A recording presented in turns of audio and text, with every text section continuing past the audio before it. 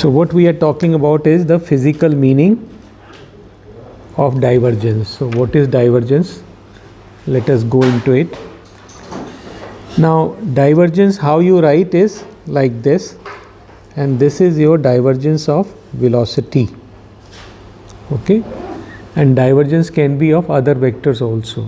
So first we will try to understand what is divergence of velocity, and then what we will do, then we will interpret the divergence of other physical quantities, then we will extend it to other quantities. So first we try to understand what is the divergence. Okay, now there are two things, that is two ways rather to analyze and interpret divergence. The first is, that is a control mass system. You must have heard about it. Okay, now what we are doing is, we are actually talking about a fluid element separated by an imaginary surface that is impervious to the surrounding fluid. So our जो surface जो है वो, it's a imaginary, impervious and flexible. So that is one word we will like to add here. Impervious, that is flexible and impervious to the. Why I am saying that it is flexible? That if you are talking about control mass, so as your fluid is moving, its shape changes. Okay, content do not change. In a control mass system, the contents do not change, but the shape of the element would change. Okay, now so what is there, that this fluid element with impervious body would contain the same fluid particles all the time. So this is the one specific feature of control mass system. As it moves to different regions in the domain, that is, the mass of the system remains fixed. If nothing is going in, nothing is going out, the mass of the system will remain fixed. Now what we are now trying to do is, for a control mass system, divergence. What is the meaning of divergence for a control mass system? Because it will be different, slightly different for control volume system and control mass system. So for a control mass system is the time rate of change of volume of a control mass system. Okay? So how much volume of the control mass has changed, which is moving with the flow. So our element is moving with the flow per unit time and per unit volume of the element. So we are finding rate of change of volume, that means how much volume has changed per unit time and per unit original volume. Okay, so it becomes a dimensionless quantity, or not dimensionless quantity, it is a इसमें per unit time, per second आ जाएगा इसमें. ठीक है, and we would further go, that we will realize that what is happening here, and that we will take up again. So what is happening is, you have a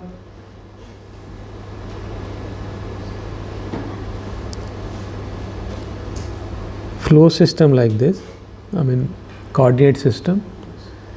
Your element is flowing like this. At this point, the element was, let us say it was like this. Okay, control mass system, and when it reaches at this point, it has become like this. Its boundaries have changed, but whatever is inside that has remained fixed. Okay, so this is our control mass system. And when we are talking about this, so what divergence would tell us, the change in volume, I will write volume with VL because V is normally used for velocity. So all throughout in this course I will be using VL for velocity, sorry, VL for volume. So per unit original volume and then per unit time. This is what is your divergence in a divergence of velocity. We will prove this. So it's better to proceed with understanding it. So left side is a differential term. So it is, we are talking about very small element and very small interval of time.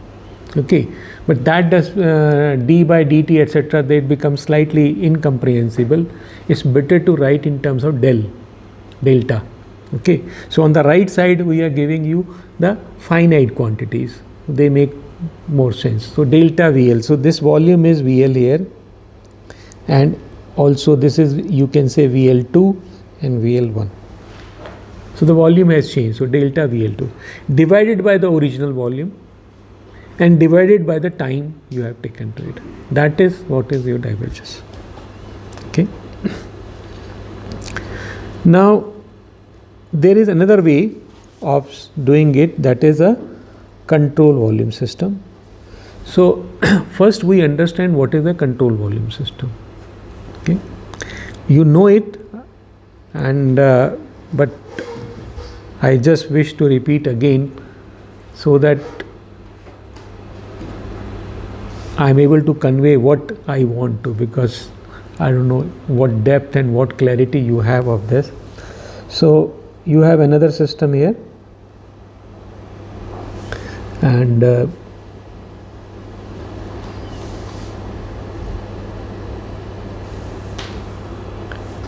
then again in this you have a system like this. Now this is a control volume system in which the fluid is entering in and fluid is going out. Of course from other side also the fluid is entering in and it is going out, and also from the third side. Okay, now what it is telling us, when we talk about divergence, when we take this case and we talk about divergence here, it is telling us divergence of velocity. Okay, on the left side is velocity, on the right side is volume. Okay, so it is telling us the amount of fluid flowing out minus the amount of fluid flowing in divided by the original volume per unit time. It's slightly different. The volume of this is not changing, this volume is constant, and that is why it is called constant volume system. Okay, when you have a constant volume, then you cannot have your boundaries impervious. Boundaries are fixed but they are open. So the fluid is coming in, fluid is going out. Now we are finding that how much of the fluid is going out, net fluid going out per unit original volume, per unit time. Okay, so the same thing, dimensionally they are same, but in one case what is the net increase in the volume of the element, in the second is how much of the volume is flowing out of the considered volume. Okay, so this is the difference between the two, and we'll proceed from here. Okay, so your imaginary surface is fixed in the domain, okay, and is permeable. Just like before we have talked about impervious, now it is permeable, the fluid can flow in and out. The shape, the volume and the position of this element remains fixed. It's a control volume system, everything remains fixed. Now in this case, when you find divergence of velocity, again remember we are only talking about divergence of velocity here. Okay, the divergence of velocity means, I would say divergence of velocity means time rate of fluid volume flowing out of the control volume, and obviously it is net fluid volume which is flowing out of per unit volume of the element. So the time rate is telling us per unit time, and here also we have put another thing, per unit volume. Okay, so these are the two different interpretations of it. Okay. Now we find out actually what it is, delta V for a control. We'll do it mathematically. Okay. Consider a fluid element as shown in this figure. The imaginary surfaces of the fluid element is impervious to the surrounding fluid, and thus it contains same fluid particles all the time. So this is our element, and the boundaries are impervious. This element is moving, as you are showing, this is moving. This flow is moving, along with that element is moving. The element is not different from the fluid, it is same, it's part of the fluid. Only thing we have put imaginary boundaries around it. So it contains the same fluid and it is moving. Okay. Now what happens, as the control surface is impervious to the fluid and can't retain its shape, its control surface changes as it moves. So what is happening is, although the mass is constant, the element which is the mass element which is present inside is constant, its shape is changing. Okay. Now as the shape is changing, its volume would change. Okay, and simply if your mass is constant, the volume would change because of change in density. Okay. So now this fluid element is again shown in figure 3.2 below. Now consider that there is now what we are doing is we are finding the change in volume. So here what we are doing is, this is same our fluid element, and this is the boundary, part of the boundary, one section, small section of the boundary, and at this point this was the velocity. So this portion has moved to this portion. Okay. Similarly, if you have here another block here, maybe it has moved here and taken a shape like this. So all these surface elements are moving, right? Now what will happen? Because of this movement, there is a change in volume. There is a change in volume. Now what is that change in volume? That is, we are representing by delta VL. So this is your delta VL, right? And delta VL is calculated like this: V into delta T is the movement, and then you take this area as ds, and take the direction of this, that will be the change in volume. Okay, it's something like that. I will show you on the other diagram.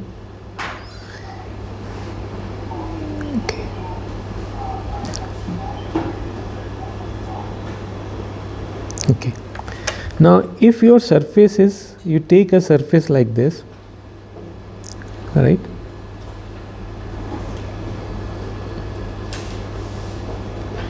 So you take a surface like this. This surface can move like this.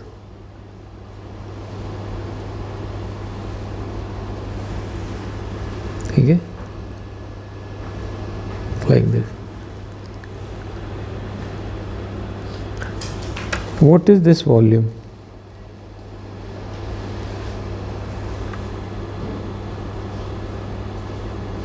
This area is A, right? This this length is L. Now this volume is equal to area into L.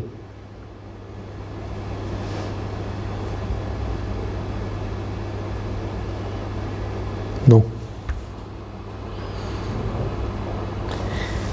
अगर आपका area ऐसे होता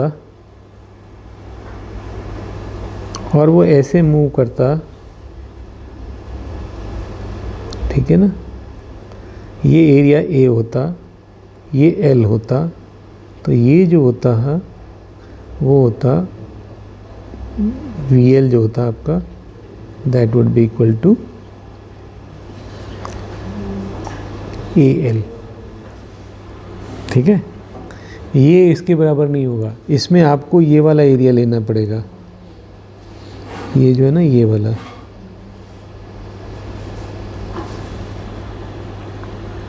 ठीक है, और ये होता है a vector into L vector area. तो इसको हम बोलते हैं ए डॉट, ये इसका ये जो इसको हम ए एन डॉट एल भी बोल सकते हैं. This is the direction of this area. तो आपको एरिया का जो वो लेना पड़ता है, डायरेक्शन लेनी पड़ती है. ठीक है, now we come back to this. तो ये जो टर्म है हमारा, ये V delta T into D S आ गया. ये वाला एलिमेंट है, ये छोटा जो डी एल हमने बताया, ये वाला. इसी तरीके से पूरा बढ़ेगा और फिर हम इंटीग्रेट कर देंगे उसे. तो total volume change will be V D T into D S over the surface area S. पूरे सरफेस पे कर दीजिए तो जो टोटल वॉल्यूम चेंज आ जाएगा. इसको हम क्या करते हैं, डेल्टा टी, हाँ, the above integral is divided by delta T such the delta T approaches to zero. तो ये सारा काम जो है बहुत छोटे इंटरवल में हम करते हैं. Now this will become rate of change of volume. Okay, and you are dividing the right side by delta t. This delta t you can take inside, because for the integral delta t is same, right? And then this delta t will cancel out with this, you will get v dot ds. And you have divergence theorem. If you apply that divergence theorem, this integral on the surface can be converted to volume integral like this. So what do you get? dvl by dt is equal to divergence of velocity at a point multiplied by dvl. So what you will have? You will have a volume like this, right? You have a small element here which is dvl, right? And you find divergence at this point, multiply with this and do it for the whole volume and add it up.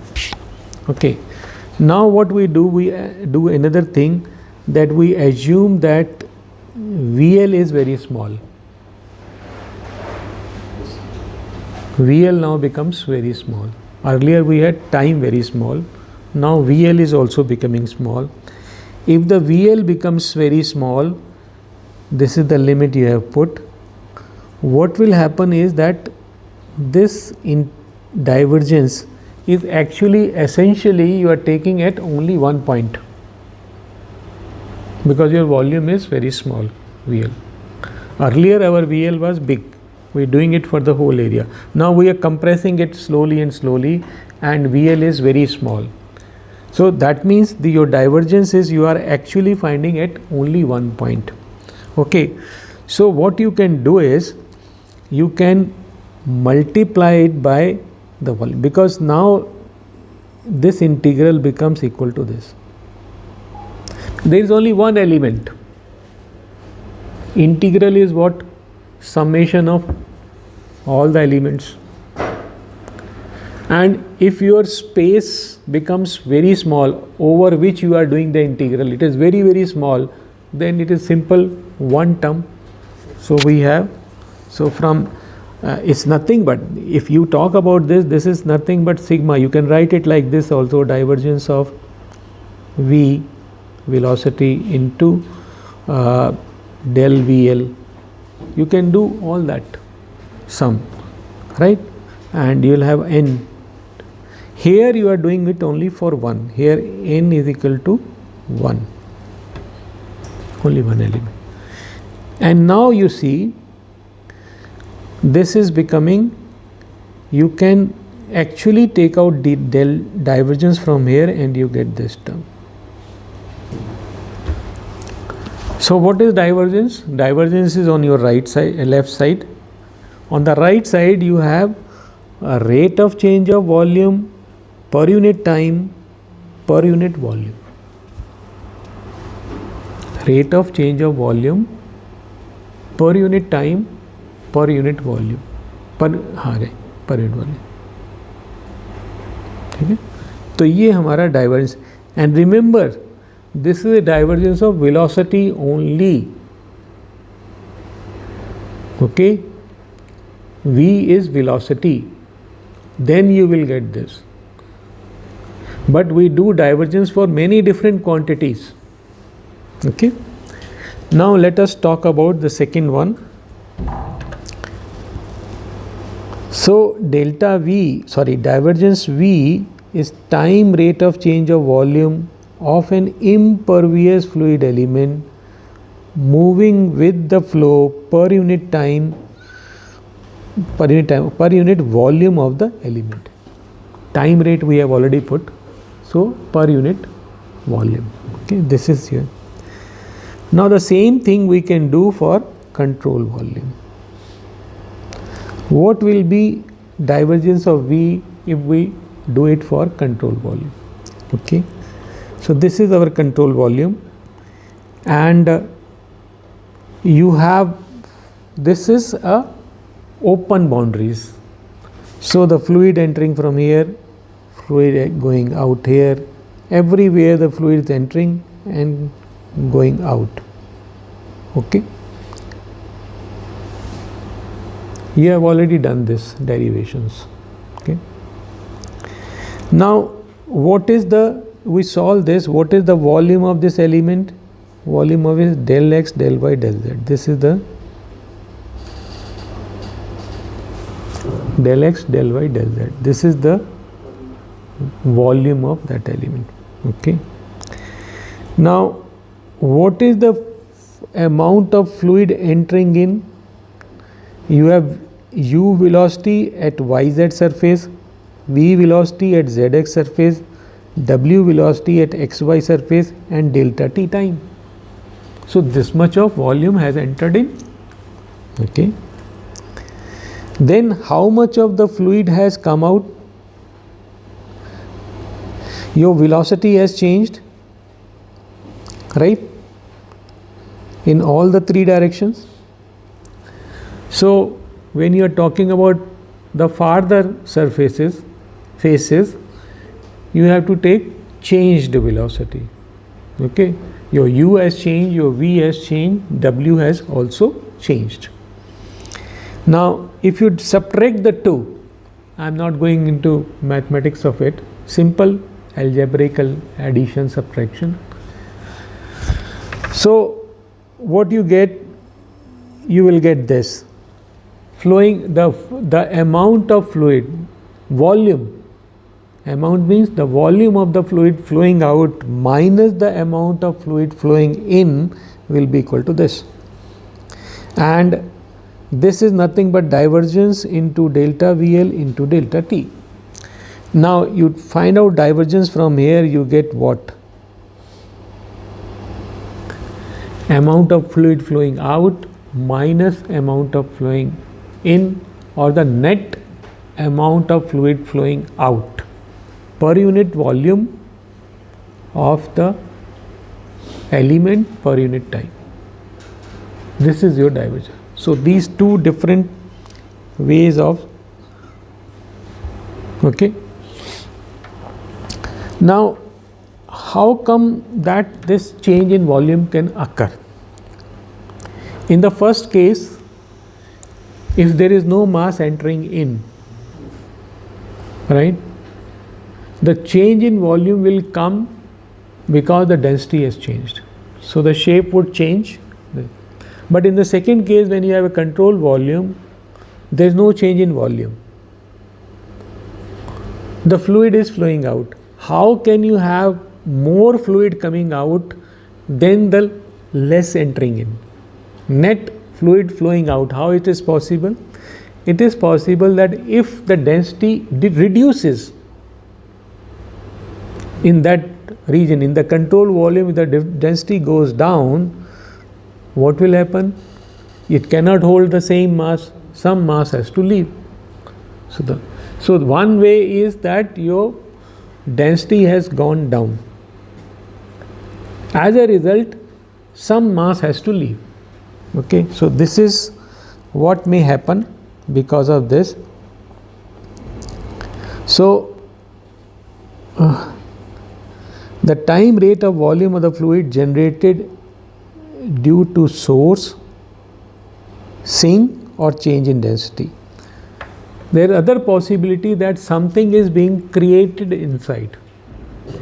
Now when you talk about mass, it is difficult to say that something is created, because we know mass is inconvertible. As far as we are not talking about nuclear physics. Our mass remains constant. But mass can be generated still. There are cases. How come? Suppose you are talking about chemical reaction and you are talking about one particular species. Then what we have, in a given volume, certain species may increase because the chemical reaction is taking place. Your chemical reaction is balancing A plus B is equal to C plus D, but the net result is C and D are increasing. So if you are applying this equation to C and D, what you will find? That C and D are flowing out of the volume. They are being created within. Take the example of this room. We are sitting here. Oxygen is getting converted into carbon dioxide. Suppose some amount of air is entering in, oxygen. Now, if I talk in terms of air, the amount of air coming in is same as the amount of air going out. But if I talk in terms of oxygen, what will happen? Or in terms of carbon dioxide, the amount of carbon dioxide entering in is, the amount of carbon dioxide entering, going out is more than what is entering in. So this is how your creation of volume can also take place. Okay? So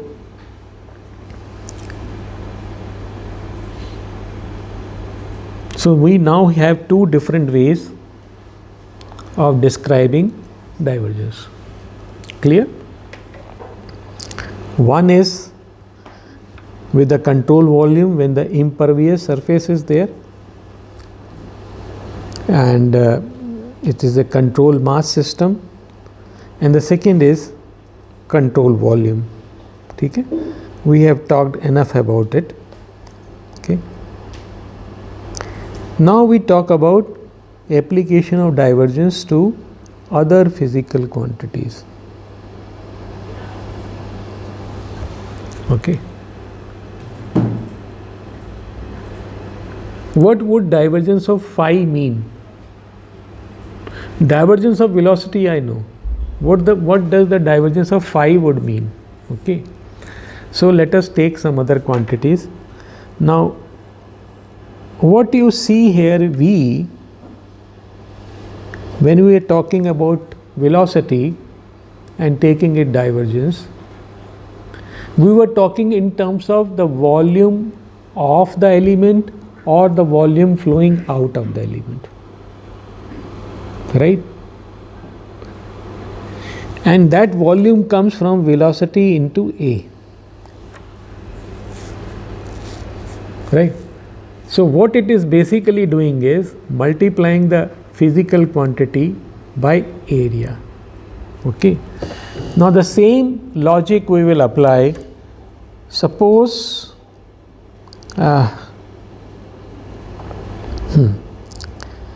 we talk divergence of rho v. What do? We multiply rho v by area, and rho v dot area is what? Mass flowing per unit time. So when you are finding divergence of rho v, what you are getting? Rate of net mass of the fluid flowing out of control volume, right? So when you are talking in terms of control volume, now divergence of rho v will tell you how much of mass, net mass, is flowing out of that. Okay, now how is that possible? The less mass is coming in, the more mass is going out. Again, if the density changes, you will have less mass coming in, more mass going out.